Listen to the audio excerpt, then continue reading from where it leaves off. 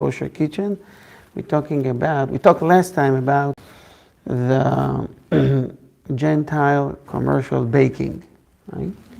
Now we're going to focus on the next class or two about Gentile cooking in general, not necessarily baking, cooking. For example, cooking at a friend's house, at your house, a case with a maid, helping an elderly guy, a sick person.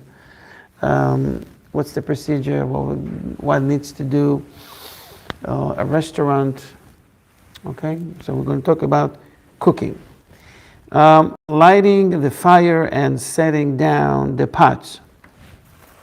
Again, like Gentile baking, Gentile cooking can become Jewish cooking by Jews being involved in the process. In which way a Jew can be involved in the process? We'll remember. Baruch atah Adonai Eloheinu melech haolam shehakol nihya bidbaro. Just by throwing a stick in the fire. Thank you, Sammy. Huh? Just by throwing a stick in the fire. Stick in the fire. What if it's a stove or electrical stove?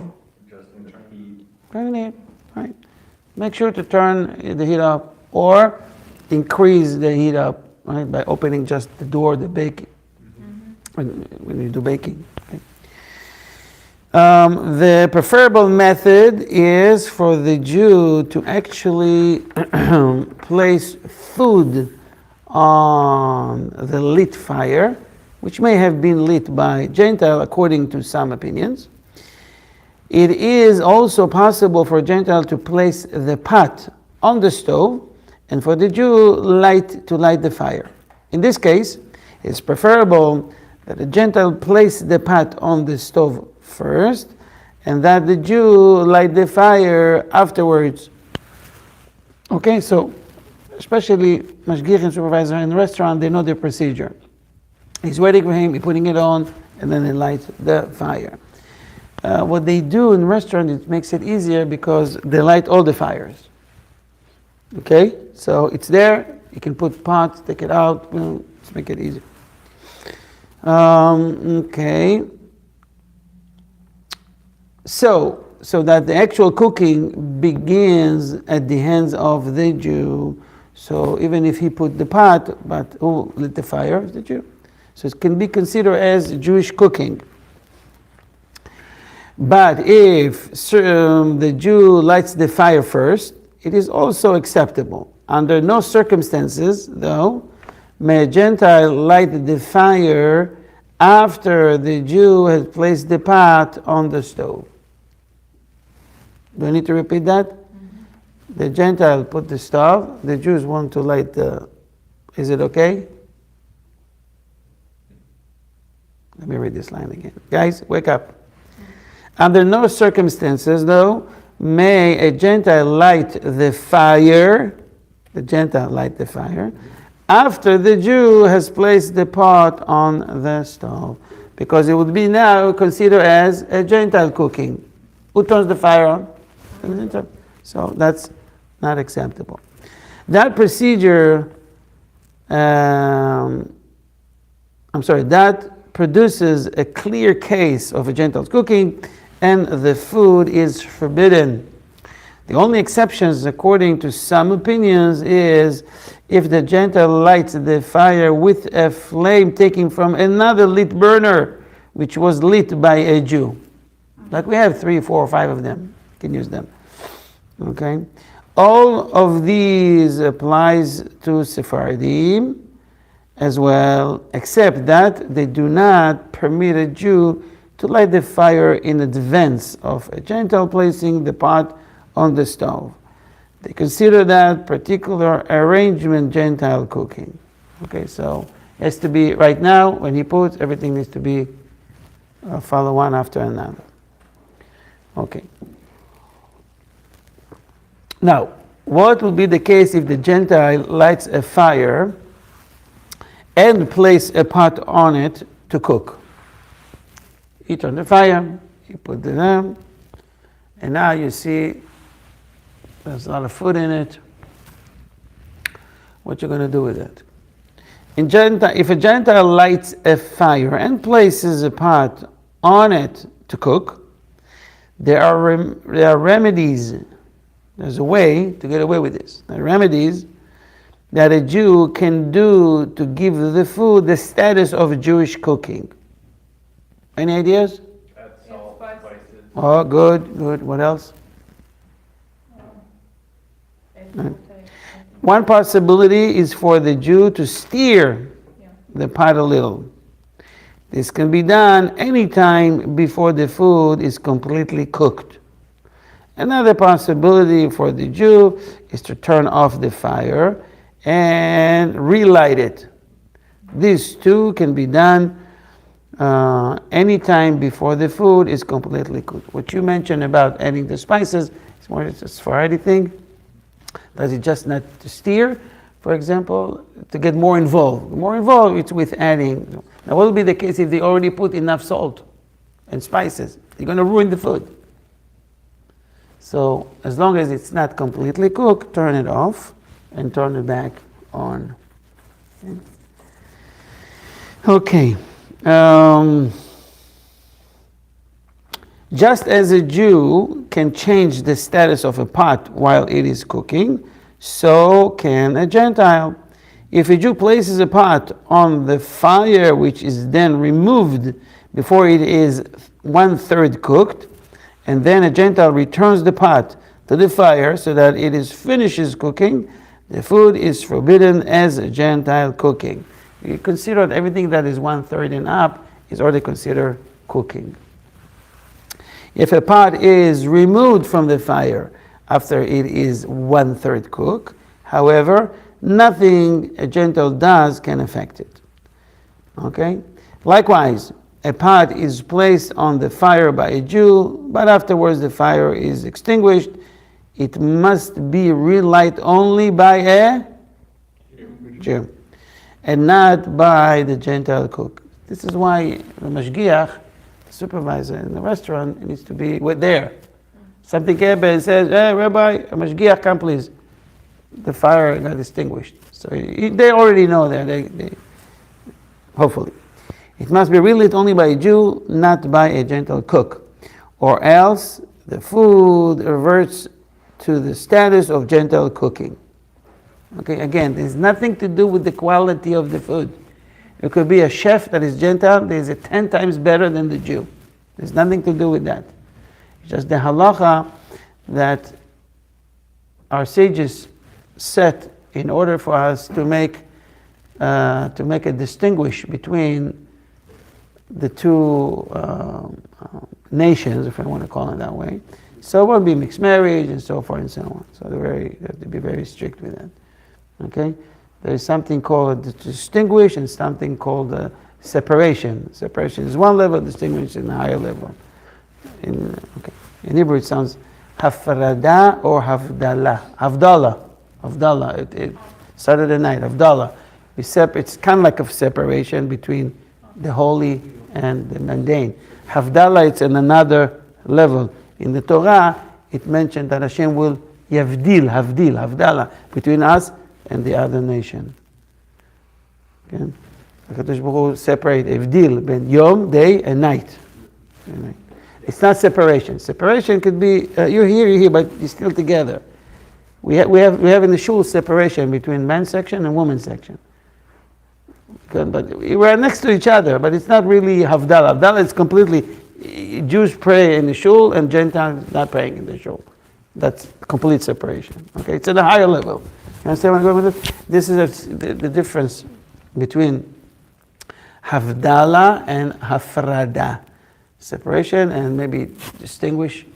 I don't have any other. You have any synonym for it? It's a separation on a higher level. I don't know. I don't know any other words for that. Okay.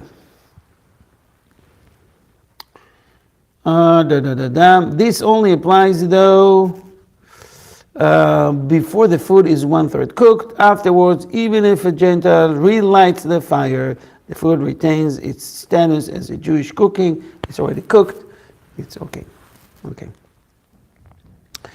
So we're talking about Sephardi and Ashkenazi, and they have their parts that they're strict on. We have our own parts. And what would be the case if the mashgiach, the supervision, is by Ashkenazi and Ashkenazi cooking? The Sephardi goes there. Can he eat in a restaurant that the supervision is Ashkenazi? Sephardim traveling aboard or attending at the Seudat mitzvah, like a mitzvah meal, for example, brit milah, okay? Brit milah, like we had this week. When was it? Sunday, right? Sunday. So you see Sephardi and Ashkenazi sitting together and eating. I'm going to talk about what we ate on Sunday. I want to bring it as an example. But could be one option of Seudat mitzvah, a mitzvah meal. It could be a holiday. It could be Purim, Seudah, whatever. So when you're traveling aboard and attending a Seudat mitzvah, are permitted, the Sephardim, b'diavad, and it's already, that's the situation, to eat at hotels and restaurants which have valid kashrut certificate by a recognized and reliable Ashkenazi kashrut agency. There's so many out there. You have to check if it's recommended or not recommended. Assuming it's recommended, this is the van that everybody trusts, is well known. Even if there is a Gentile cook and the mashgiach, the supervisor, only lights the fire before the cooking, because for Ashkenazim is good enough, for Sephardim it's not good enough. You have to be a little more active, not just lighting the fire. Nonetheless, they are advised to try to be strict about this and not to eat under such circumstances with the expression such a one will be blessed. Meaning it's okay, but if you avoid, you'll be blessed for that. Because you're showing that you are continuing your own tradition and you stick with that and you're not being tempted by going now eating steak in a place that it's just okay to be there. So for your own decision and discretion and whatever you want to do with that. Now it does not mean that you'll be permitted to eat what's not permitted to Sephardi. For example, Sunday we had here a brit milah, and they serve salmon, right? Salmon, smoked salmon, bagels, and I think it was cream cheese. It was cream cheese. Yeah. Cream cheese. So Sephardi, Ashkenazi, and Sephardi Ashkenazi and Yemenite, again, Yemenite and Ashkenazi have no problem eating fish product with milk, with dairy product. Okay? You can mix the two. For Sephardim, it's prohibited. You can't eat fish and dairy together. It's a very old edict that was made by the Sephardi Rabbi after seeing that it can cause some sort of sicknesses. We have no tradition or history with that, thank God, so we have no problem. Therefore, you see in the brief, Sephardim, he says, okay, I'm here, this is Ashkenazi thing, maybe, and maybe I can eat it together.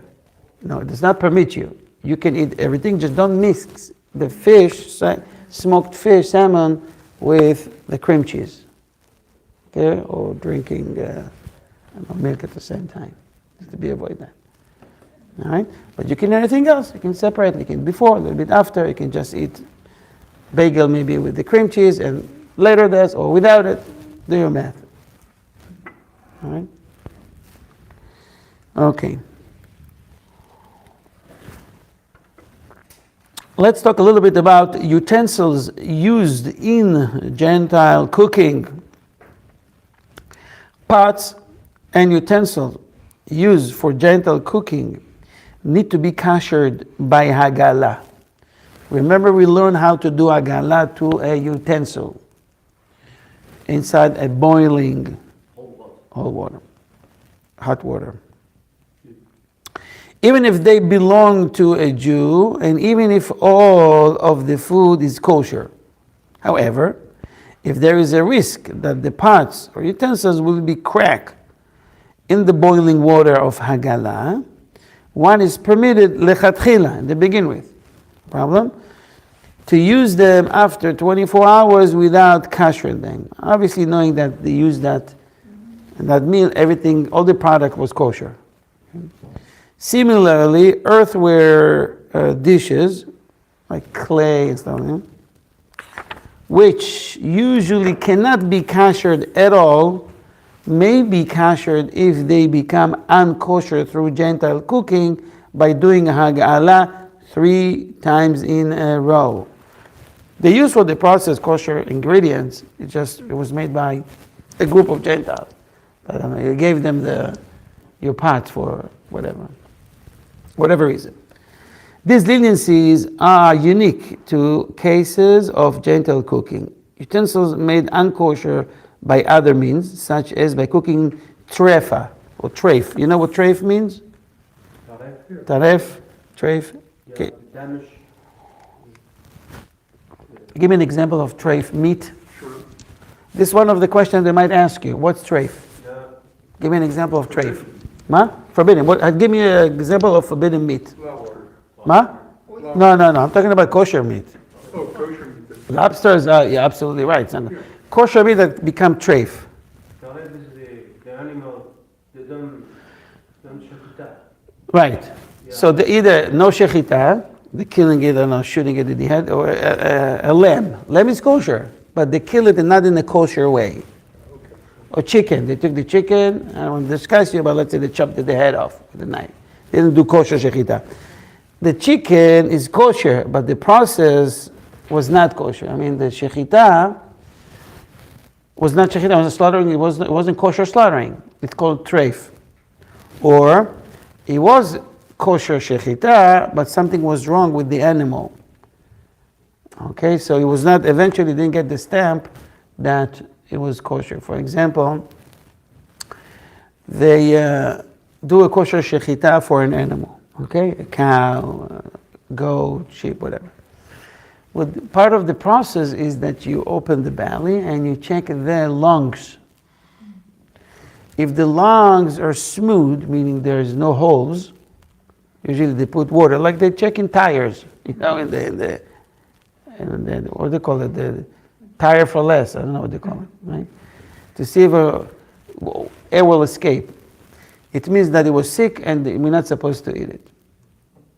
Okay, so let's say the shechita was kosher, but they checked it and they declare it, they sign treif. So usually what they do, they sell it to Gentiles. For Gentiles, for them it's okay, it's no problem, you can eat it. For us, it's not kosher. But if the lungs are smooth, which in Hebrew called halak, okay, or glat. Glat is a Yiddish term for halak, which means kosher, it's fine. So it could be kosher shechita, but it's still treif. It's not halak. Right? So any type of food, meat, that someone cooked that is under the category of treif or taref or trefa. Trefa, there's more into it. You got to look it up. For example, it could be a sheep that was killed by an animal. A wolf came and killed it. So what's the Gentile usually do? They eat the meat, right? They eat the meat for them. It doesn't matter how and who killed the animal, right? They might be afraid and concerned if it would be killed by a snake. So the venomous is still there. It's poisoning. Maybe they won't eat it. But if it's killed by an animal, it's still good enough for them to eat, right? For us, it can't have to use kosher shechita. So it's another example for treif, right? You can imagine if wolves or wild animal breach into a farm and killed, several sheep, they're not going to trash it. They're going to use the meat.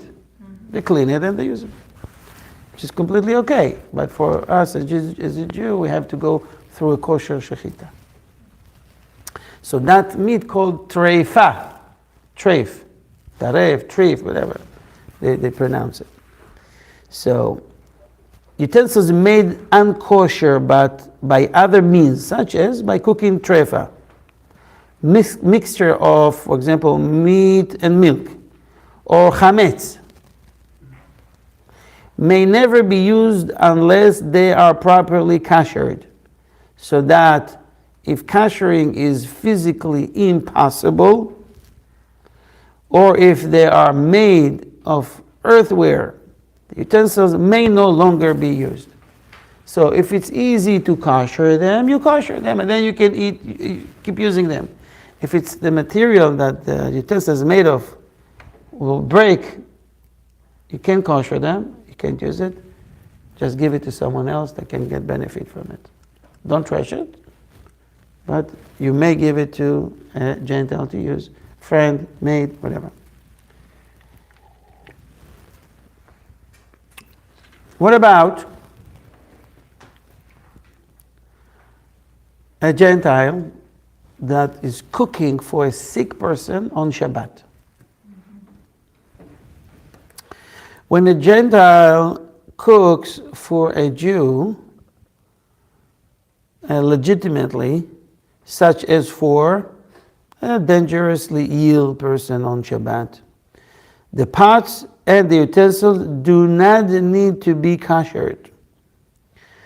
In case of safek sveka, in case you have doubts, double doubts, such as if a Gentile maid is left alone in the house and one does not know whether or not she cooked in the pot, so he doesn't know and have no way to ask her, and you see the utensils in the sink, and you know what to do with it. Maybe she messed it up, maybe she used whatever. One may use them after 24 hours have passed from the time she was left alone. Okay, these questions, and especially in this generation, raises a lot, because as I mentioned before, today there is a lot of what we call ovdim zarim or oved zar, Gentiles that coming from India, the Philippines, Ukraine, Russia, Moldova, some Europe also coming, Romania I think also, a lot coming to Jewish homes in Israel to help elderly people. The Social Security office funding it and helping out. So some just do half a day. And some, I know because my father has one.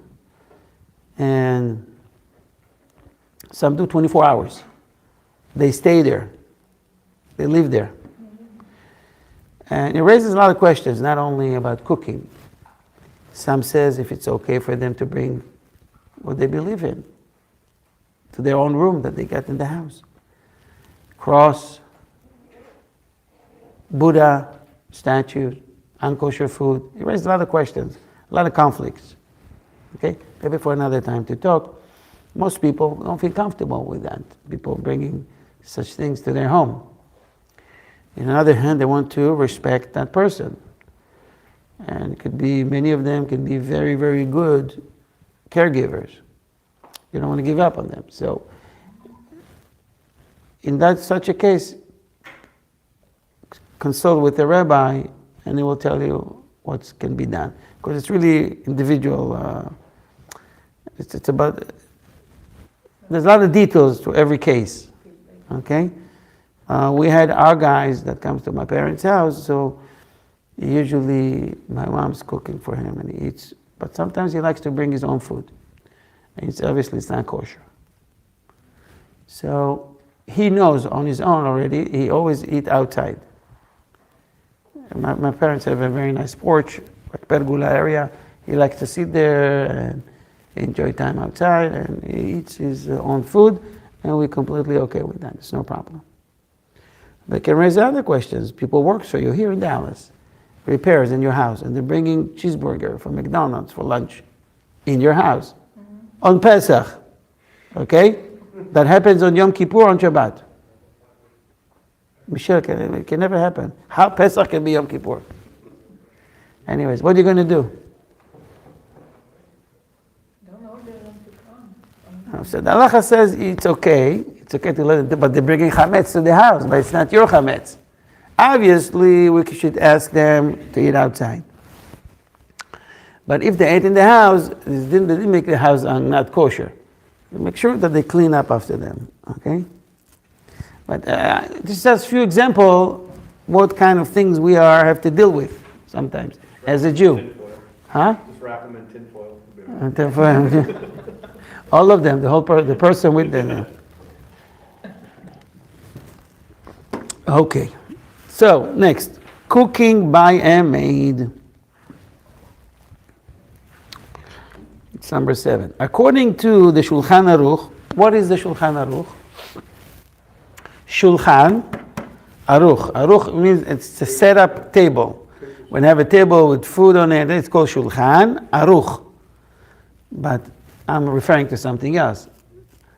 What Shulchan Aruch means?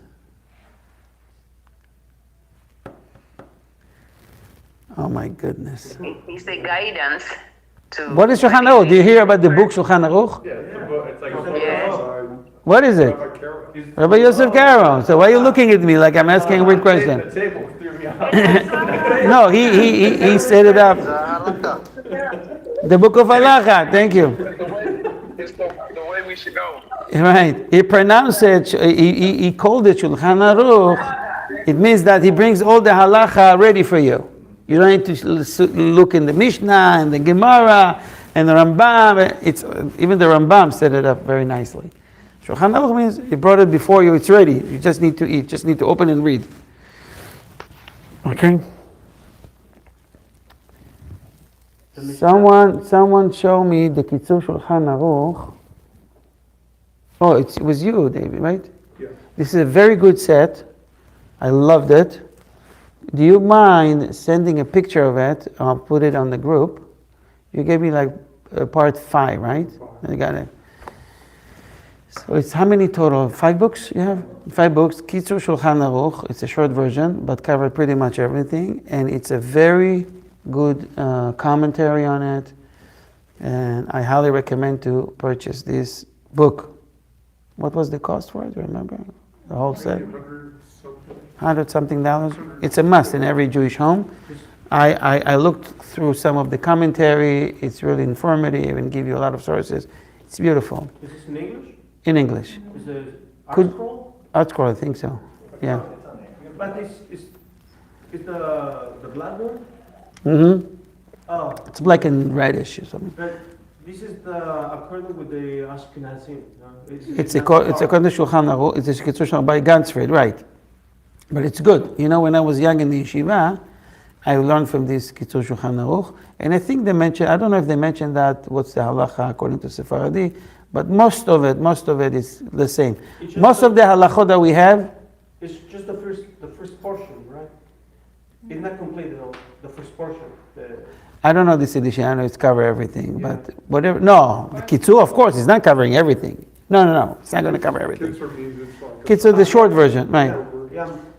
Exactly. Yeah, this one. Yeah. But it's good enough for everything you need. Obviously, it's not going to deal with crazy halachot, tuma and tahara and crazy things. Just going to mention it.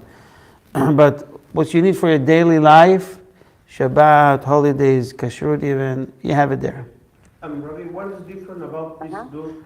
The Alkut Yosef is for the Sfaradim. Alkut Yosef, but doesn't cover. They don't have many volumes. I think they're up to 16. Okay, it's also very good. Highly recommended to use this one, but they're more expensive, huh? Mishnah Berurah and Shulchan Aruch is on the same level, or what is it? Okay, the Shulchan Aruch was authored by Rabbi Yosef Karo. The Mishnah Berurah is from the Ramah. It's a comment. Let's say it's a commentary. Rabbi Moshe Isserlis wrote Haggah, and the Mishnah Berurah is also a comment and bring up the Ashkenazi customs. So if there's anything that is different in Ashkenazi customs, it will say, in our community, we don't do that. We do ABC. In our community, we are doing 6 hours versus, 2 hours, whatever. You'll see the comments on it. I just mentioned that I think it's a beautiful book that everyone really wants to purchase and have at home. Okay. According to Shulchan Aruch, cooking by a Gentile employed in a Jew's home is forbidden, even if he or she cooks kosher food in kosher pots. That's the core of the halacha. It's like contradict everything we just learned, right? If a Jew does not place the food on the fire or in some other valid way start the cooking. So it's not contradict. We're a little bit surprised. The food is forbidden and the pots need to be kashrut by Haggalah. This is just a tata, but let me see what it says. I want to repeat that. In order to make the food valid, kosherize it, is the Jew must participate. For Ashkenazim is very minor, fire. Sephardi is a bit extra. Okay. 8. Beside for placing the pots on the fire, a Jew must supervise a Gentile maid's cooking to see that he or she does not mix in any forbidden products or misuse the dairy and the meat utensils. I already told you this before, a very famous story that a person came to eat chulent. He says, every time I come here, the chulent is so tasty, it's so yummy. And they figure out that when it came first time, it's more or less when the new maid came. And they investigate a little bit more, and they found out that she's not using oil to the chulent, she's putting butter. And she thought it's okay, it's not a big deal. One time she didn't have the oil, so she had butter and nobody said anything. This is why you need to be sure. You need to make sure in your own home they cook unkosher food. They don't know. Obviously didn't do it purposely. So they're using 2 kosher ingredients that's in the refrigerator and the wrong way. This is why the maid needs to be supervised all the time, till they learn. There's some people have maids for years, and they know halachot more than average Jew. If they in a Haredi house, in an ultra-Orthodox house, they know the halacha, and they're very careful, and they ask, and they know really good. But it takes time to learn these things, so it has to be supervised. Let's go 2 more halachot, or 1 more. Cooking by an apostate Jew. You know what apostate Jew means? Misha. Anybody knows what apostate Jews? A Jew converts to Catholicism.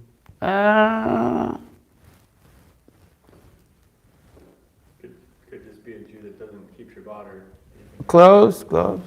Not necessarily. Non-observant. Close. Not observant can be, apostate can be a heretic. Someone that is a Jew. But let's say it could be atheist, doesn't keep Shabbat like you brought up. It could be, you believe, Messianic, I don't know. You can't trust them. Apikoros, something like that. So in one hand he's a Jew, and in the other hand his belief is not following the halacha, careless about it. Would like a reform fall into that too? Or Something like that? Yeah. So let's go with secular. It's most everybody knows secular. Secular Jews, they cook for you. Off the dairy, fine. So you go to someone's friend that is secular. Can you eat in his house? You go to your parents, they're secular. Can you eat in their house? Okay? Your brother, sister, they're secular. They don't keep Shabbat. Here in Dallas, so we try everywhere actually. We have a case, I'm going to give you an example, that people that keeping kosher 100%, we know that they keep kosher, they buy kosher products, separation, everything, but they don't keep Shabbat. Can we eat in their house? All the ingredients are kosher, those who cook are Jewish, so it sounds technically okay, but we avoid doing that because if someone doesn't keep Shabbat, we don't trust him that he will be strict with the Jewish halacha. It might be lenient here and there.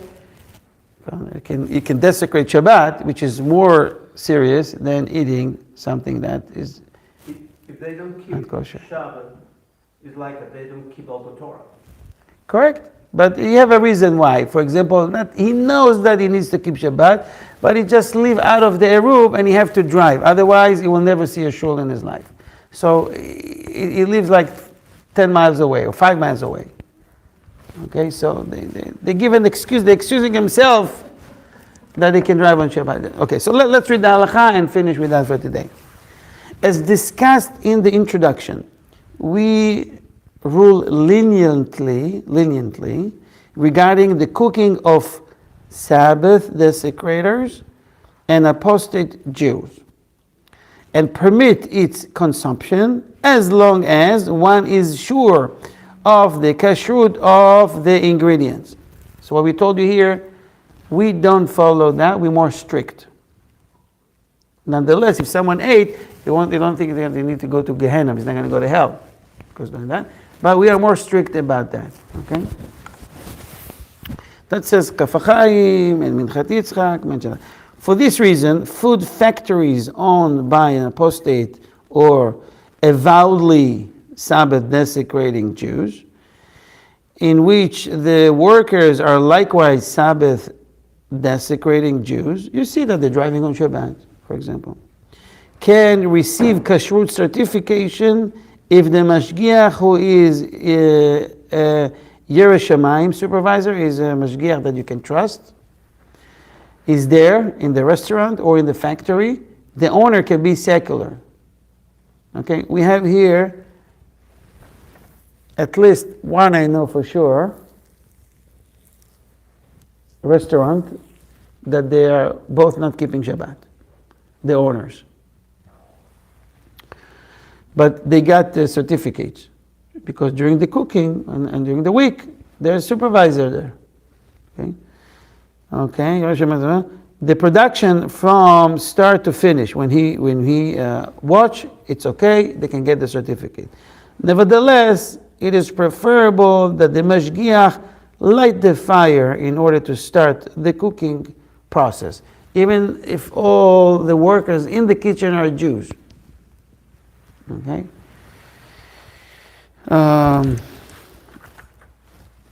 Any questions?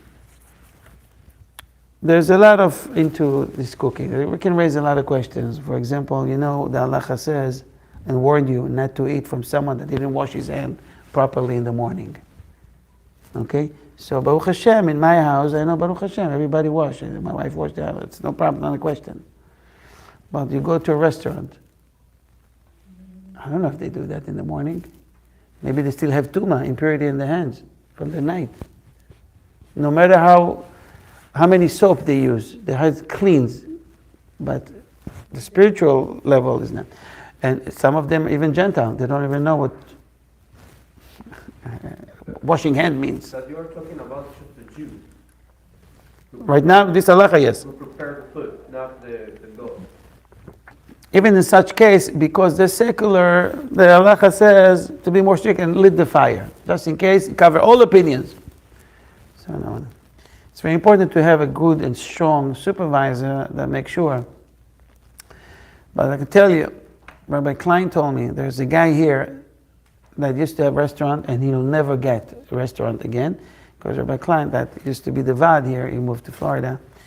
He told me more than once that he was watching him because he heard people saying he's owner for a restaurant, he's secular. And he says he himself, behind my back, add unkosher ingredients to the pot. He was waiting for me to turn my back, and he did it. And from that point on, he will never get supervision, a certificate again. He's been trying many times.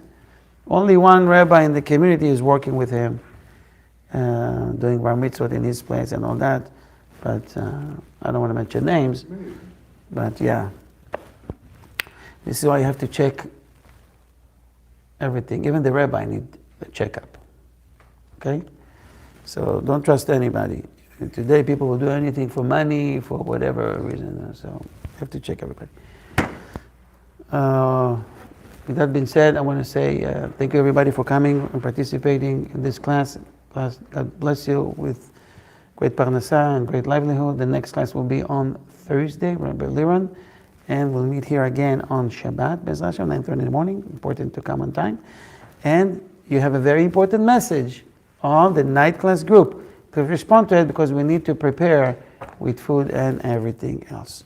If you have any further question, you may contact Yosef Exishu. He is on the top of things here. Toda Rabbi, everybody, and thank you, Yosef, for doing that. Shalom and Shavua Tov. Shalom. Thank you so much, Rabbi. Thank you. Thank you so much. Thank you.